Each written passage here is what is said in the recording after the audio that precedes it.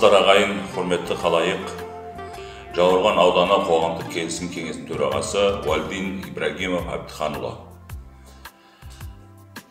Еліміздің егемендігі мен тәуелсіздігін паш ететін мемлекетіміздің өткені, бүгінгі және болашағы арасындағы сабақтастықтың жарқын бейнесі, азат елдің символы рәміздерімізді құрметтеп, қастерлей білу.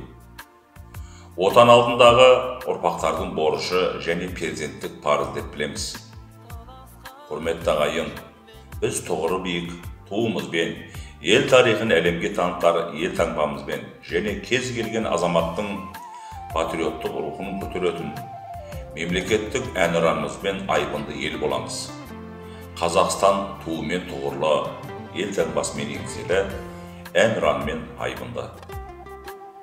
Тұңғыш президентіміз, елбасы Нұрсұлтан Әбішұлы Назарбаев айтқандай, мемлекеттік рәміздер халқымыздың рухын, ұлттық салт санасын, қаһармандығы мен даналығын, болашаққа деген үмітін, арман тілегін жеткізер ерекше құнды белгілер. Міне соның куәсі сіздер мен біздер бүгінде тұғырлы тәуелсіздігіміздің талай думанды мерекелерін тойлап жатырмыз. Сонау алысқа үңілсек, 1992 жылдың 4 маусымында Қазақстанның жаңа мемлекет рәміздері алғаш рет белгіленді. Ал 2007 жылы 4 маусымда Қазақстан Республикасының мемлекеттік рәміздері туралы конституциялық заң қабылданды.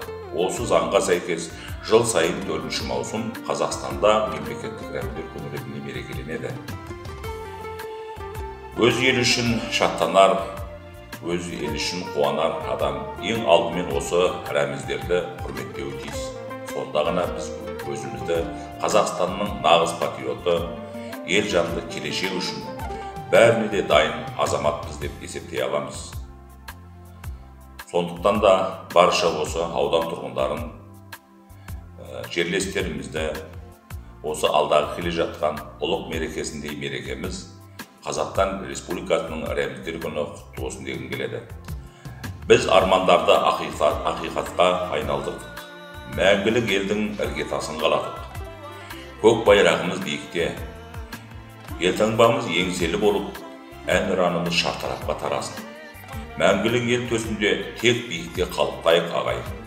Әрқашан еліміздің көк туы желбіреп, мемлекетіміздің мерейі асқақтай берсін. Қазақстан Республикасы рәміздер күні құтты болсын ағайын. Аман болайық ағайын.